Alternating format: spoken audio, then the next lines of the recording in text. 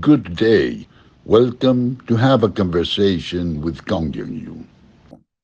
I have the privilege of introducing to you the dialogue that Dr. KONGJIAN had with Mexican colleagues last Friday, 17th of May, 2024, while he was participating at the Climate Crisis Summit in the Vatican, where he gave a fantastic lecture that is now available.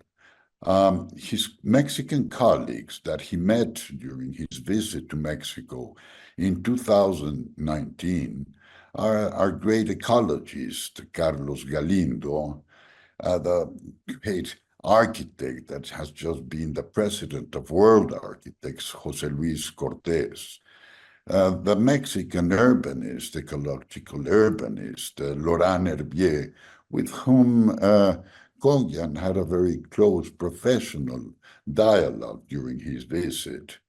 IñAKI ECHEVERRÍA, architect also in charge of this enormous ecological park development of 24,000 hectares in Texcoco in the Valley of Mexico, and myself. I am Daniel DULTZIN, and I had the honor of inviting KONGJIAN to Mexico in 2019 and organizing his visit.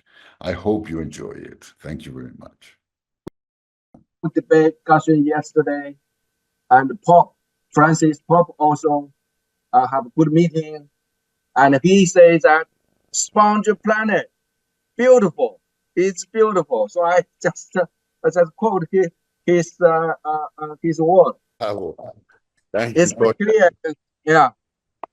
Wonderful lecture, wonderful. Thanks. Very good. Congratulations, KONGJIAN. Thank you. Yes. As you know, KONGJIAN, your friends that you met in Mexico prepared some questions, which of course we will leave them written. We would love to have a written document of your relationship with Mexico and with the developing world. Maybe Carlos Galindo would like to start by giving you his reactions. Carlos.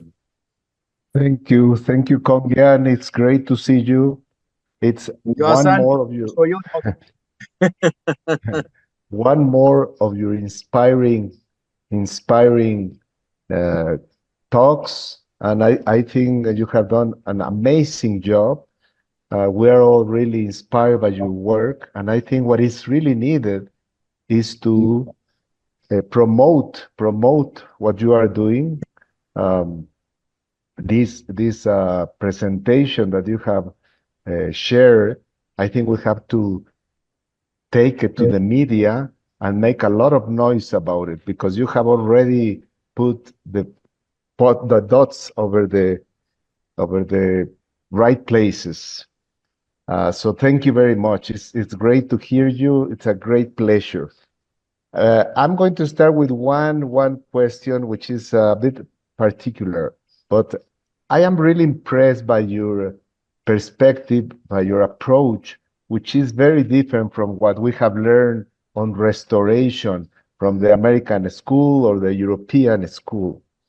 What I have, I'm very impressed how you use the flow and dynamics of water to restore in such a short time these amazing landscapes, and they are just beautiful. My question goes to the places that have not as much water. Let's think about the north of Mexico and the places that are really seasonal, where you have these wetlands that might disappear during the dry season, and people say that they look ugly and they smell. And so I would like to hear your thoughts about seasonal landscapes, and what have you thought about them? Sponge city is exactly targeting at the seasonal situation. Yes. I was a farmer for 17 years in my village, which is a monsoon village, suffering monsoon we have very dry season, we have very wet season.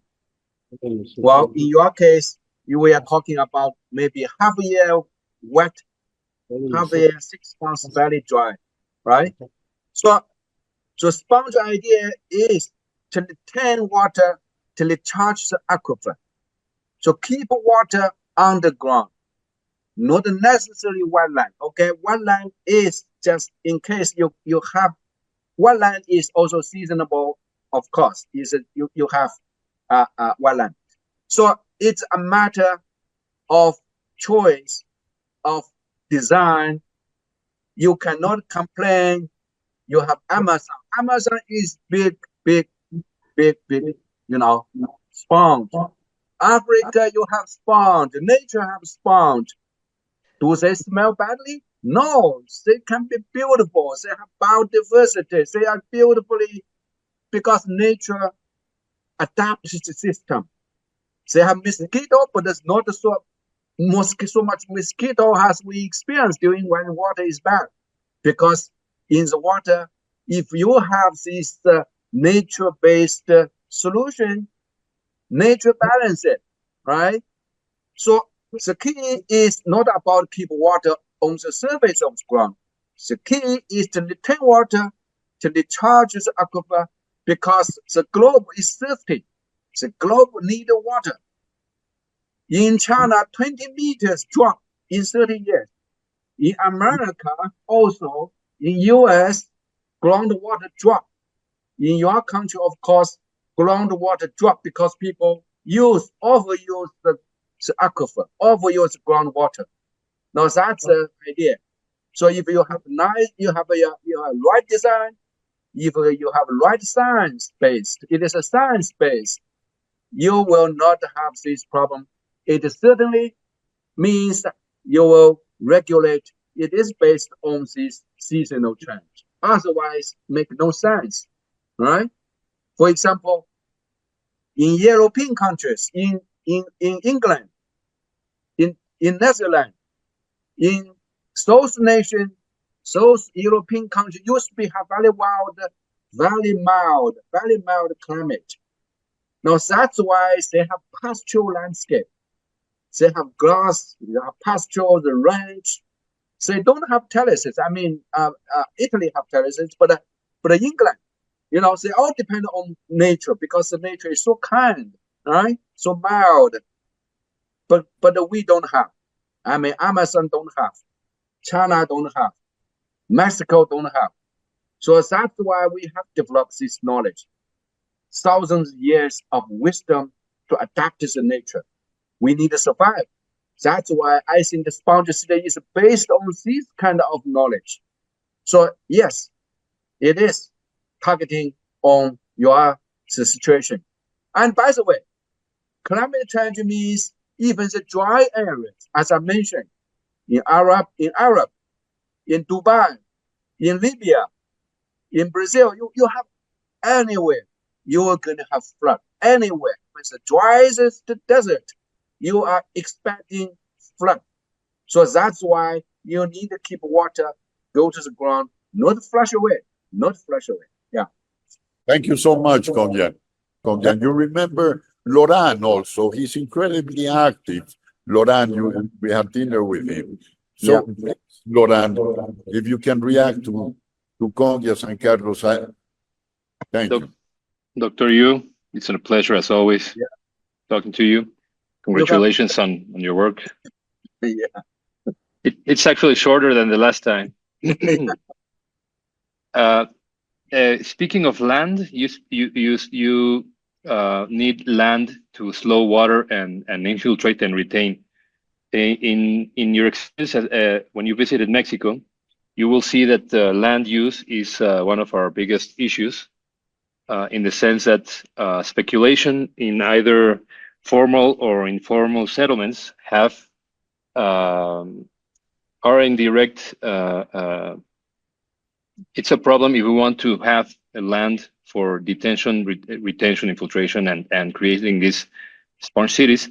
What is the way the Chinese, first the ownership of land and how you have worked with communities so you can get them involved and support these projects instead of blocking them? And how could we do? What's your advice for the Mexican environments so we can get the communities involved in projects? No? Yeah.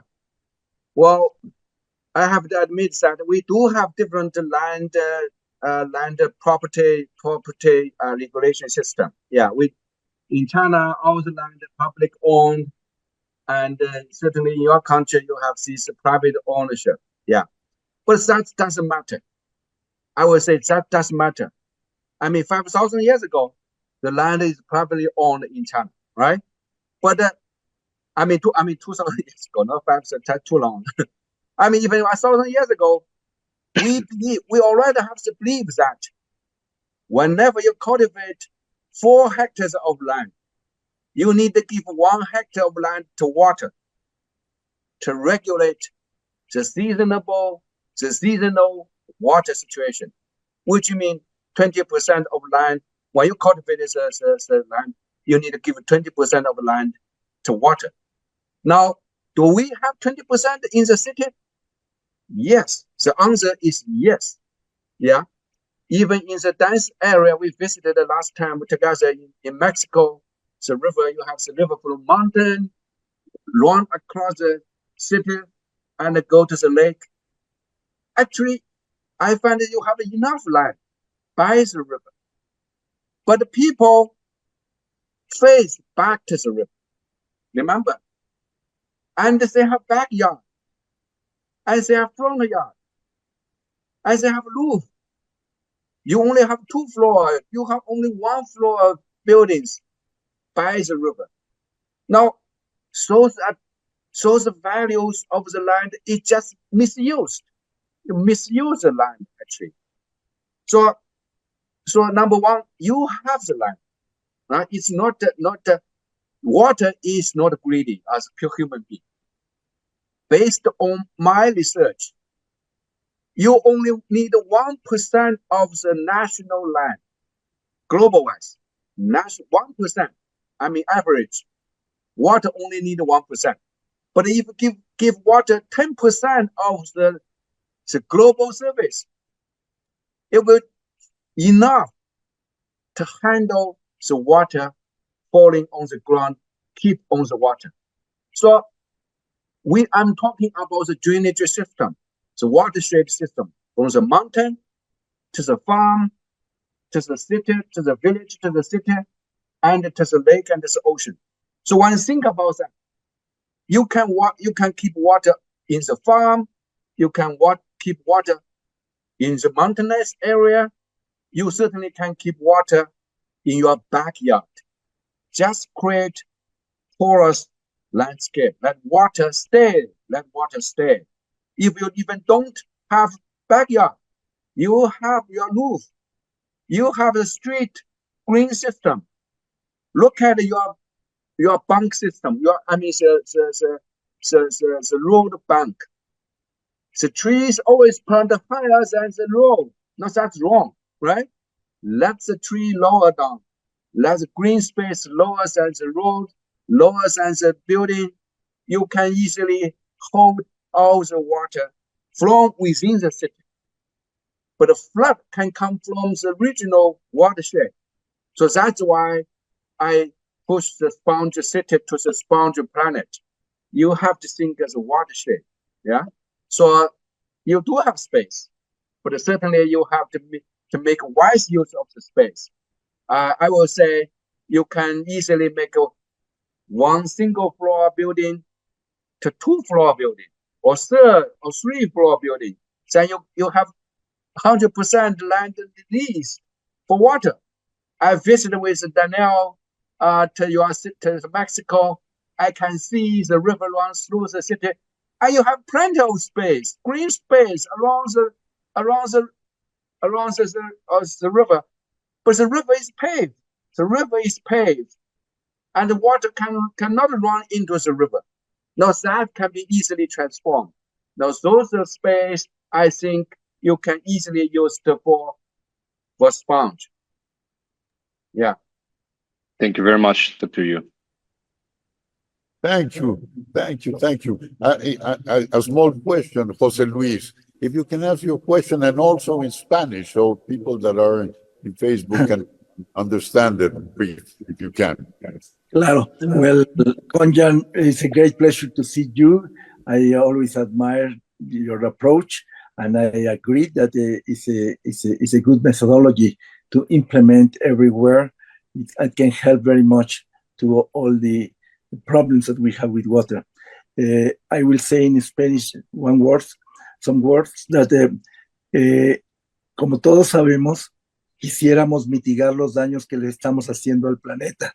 Necesitamos ciudades más resilientes, ciudades más saludables, ciudades más equitativas, más inclusivas, ciudades más seguras, ciudades en donde podamos aplicar más hoy en día toda la tecnología que está disponible a nuestro alcance, ciudades más digitales, que con eso creo yo la tecnología nos puede ayudar mucho a mejorar nuestras ciudades.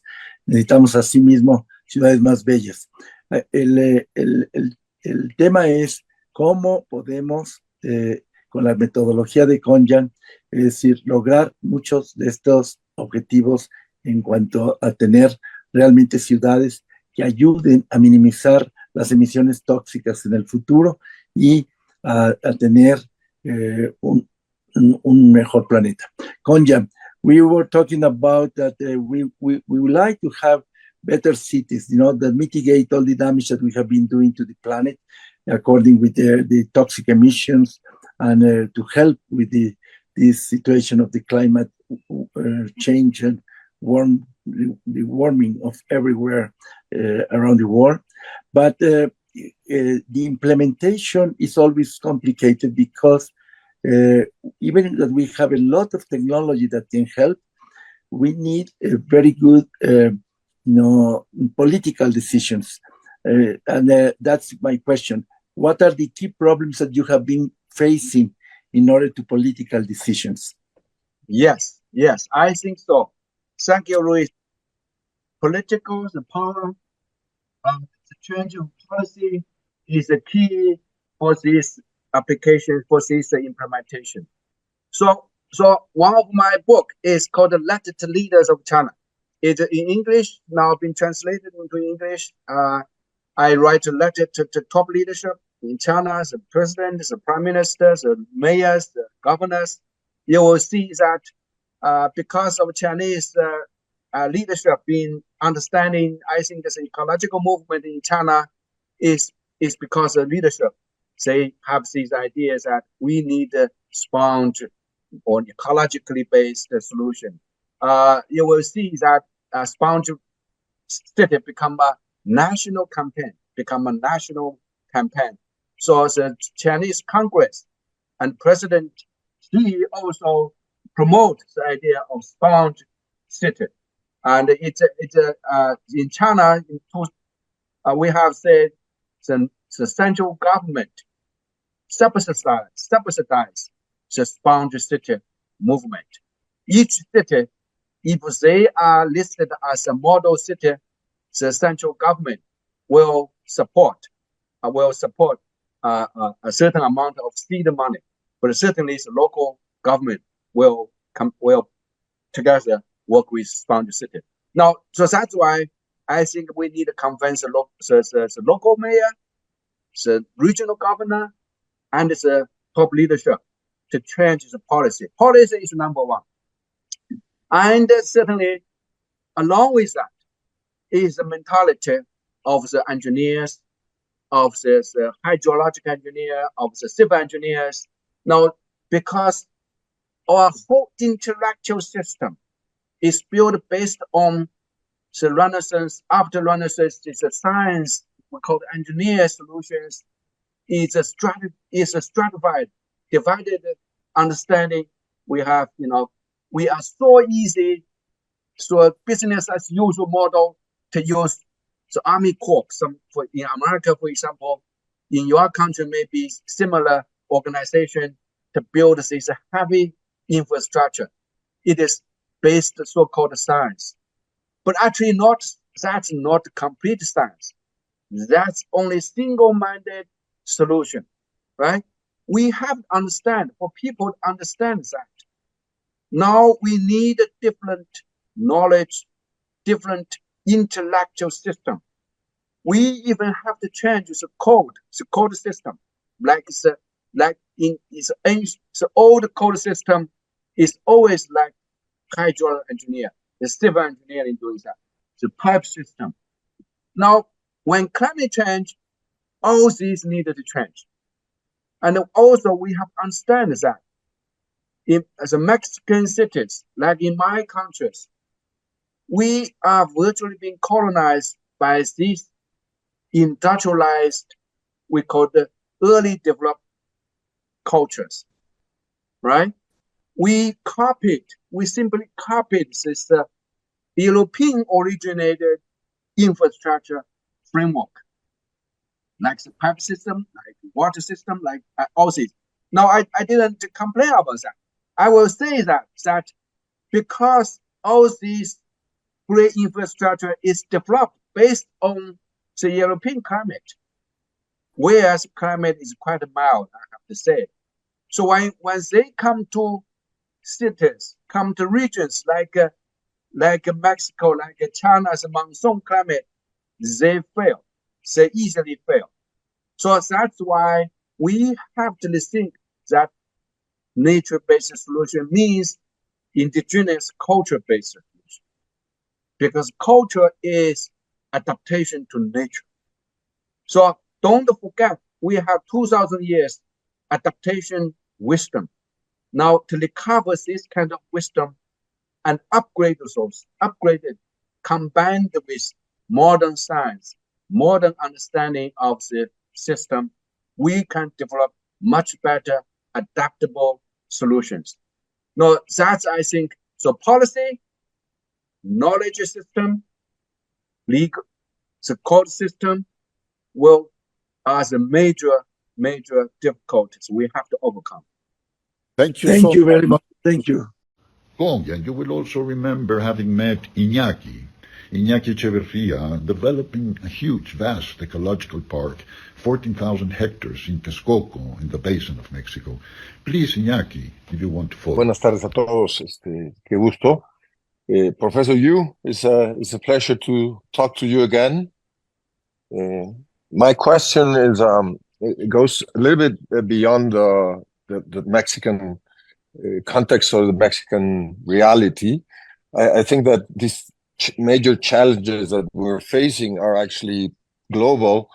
And I find it really interesting that your idea of the sponge city has evolved into this ambition of a sponge planet. Now, the territorial impact of world urban sprawl poses gigantic sustainability challenges, particularly in the context of climate change and the emergence of the megacity as an ubiquitous condition. The intensive water use and pollution of the major infrastructure that support these systems has to do not with the cities themselves, but actually with agricultural infrastructure worldwide. About 75% of the treated water available that exists in the world is devoted to this sector, and in some countries it reaches even 90% of the water that is consumed. So basically it means that if we don't tackle the agricultural sector, which means animals and feeding biofuels and also feeding ourselves, it won't work.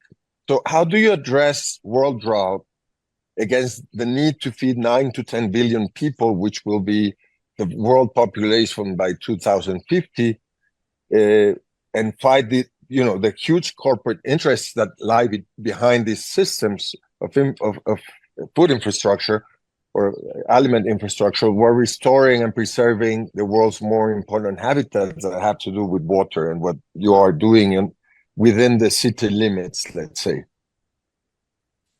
Very good question.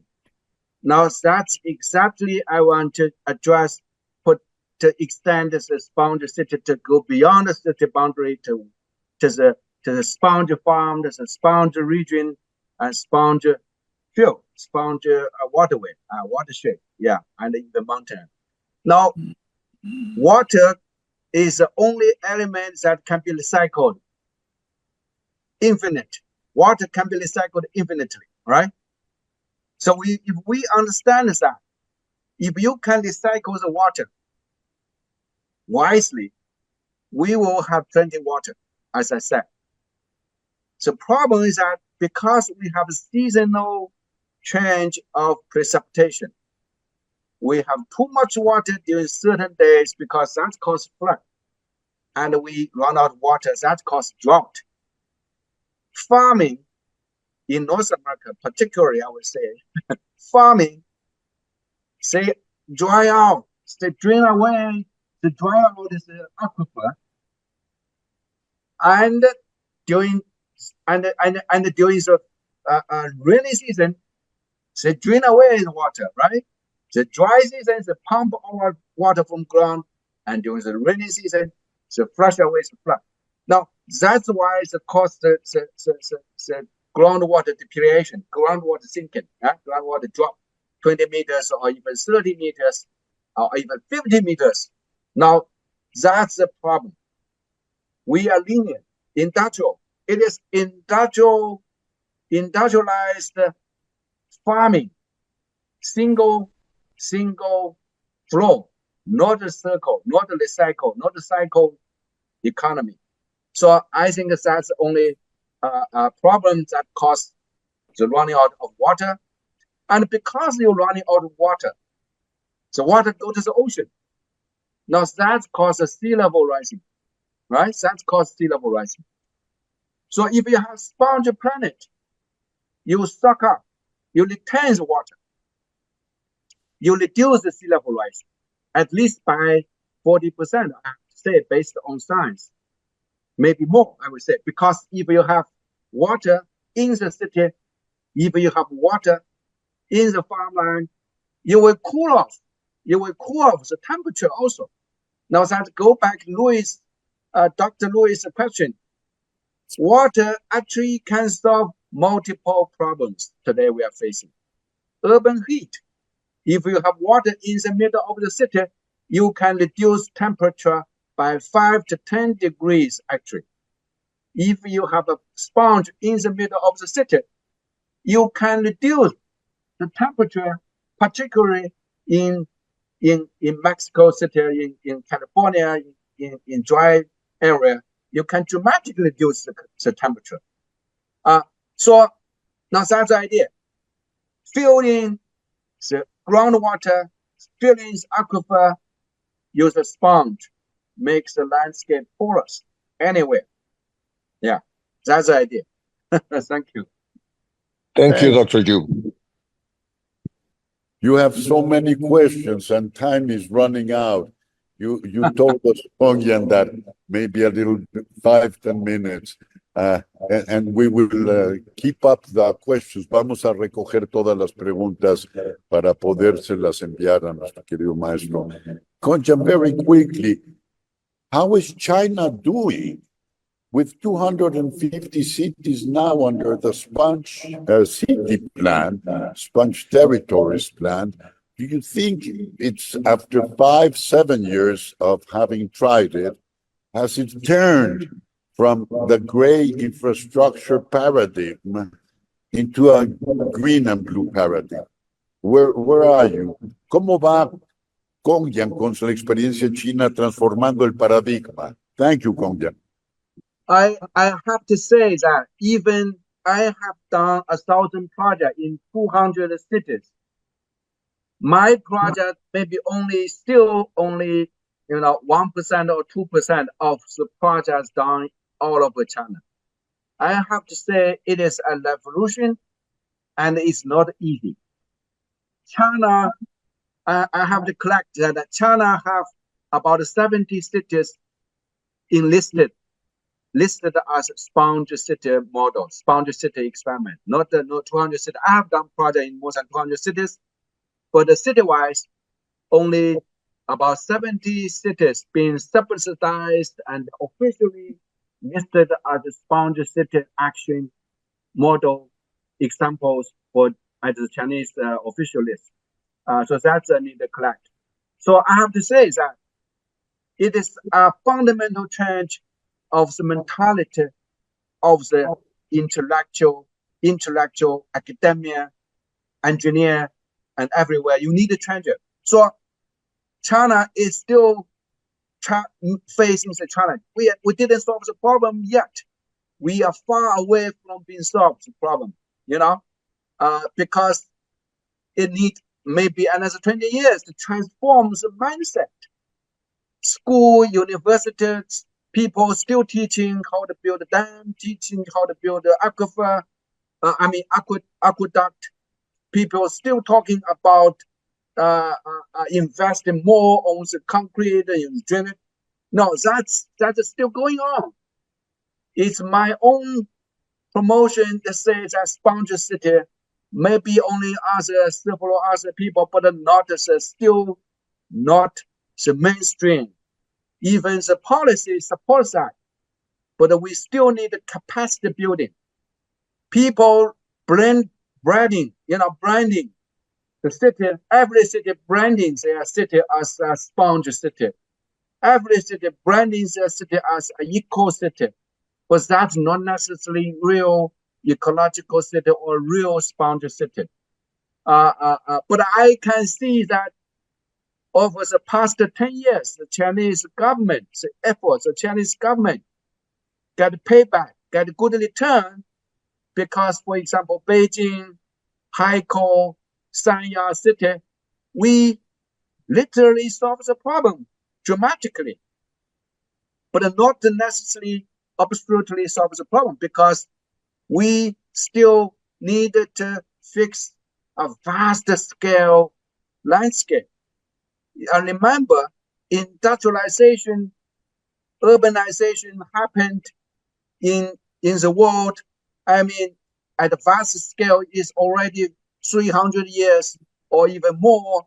We built a city, at large scale. When you have to collect it, we just only 10 years, right?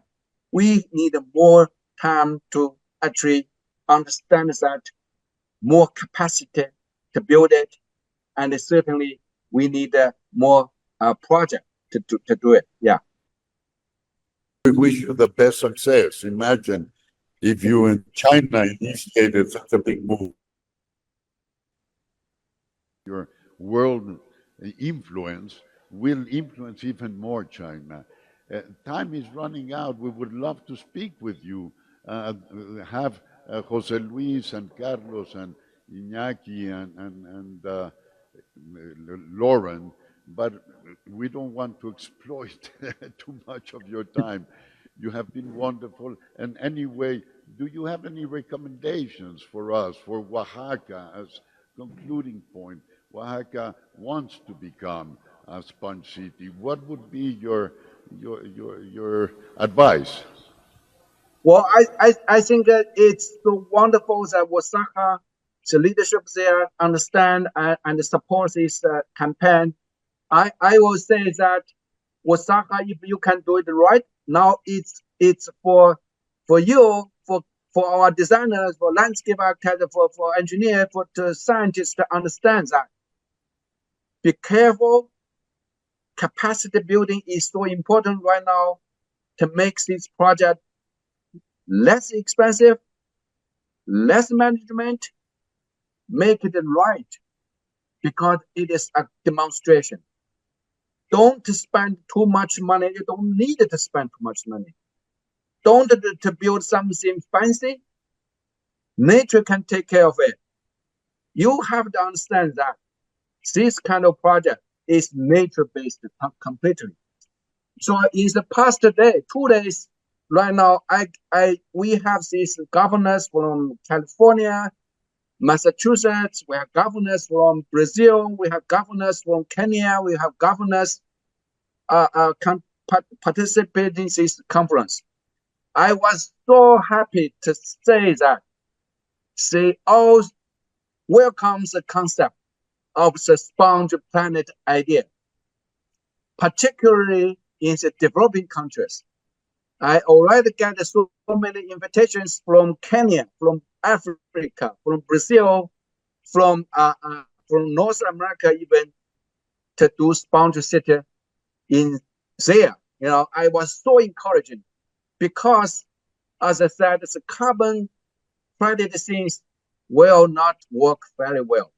It's totally needed to do more work to do. Yeah, as I've discussed with Daniel.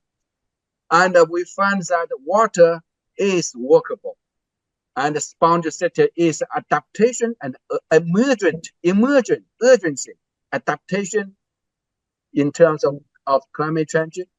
Meanwhile, it can work across the scale. And I have to say that it is not expensive. People misunderstood that sponsorship is expensive. I have to say it's not. So yeah, that I will celebrate that Mexico will become the leader in global change, in global sponsorship movement. Thank you, Daniel. Thank you, Luis. Thank you, our team. Wonderful. Thank you so much to you, KONGJIAN. Thank you. Thank you. Thank you. Bye-bye. Bye. Adiós a todos los amigos. Adiós. Qué gusto Thank you very verlos. much, Dr. Yu. Bye, KONGJIAN. Saludos a todos. Gracias, Daniel. Bye. Saludos. Bye-bye. Bye-bye. Buen día a todos. Gracias, Dr. Yu. Gracias, Gracias, Daniel. muchas gracias. Muchas gracias, Gracias, Daniel. Daniel, por la invitación. Muchas gracias. Todos, gracias. Chao.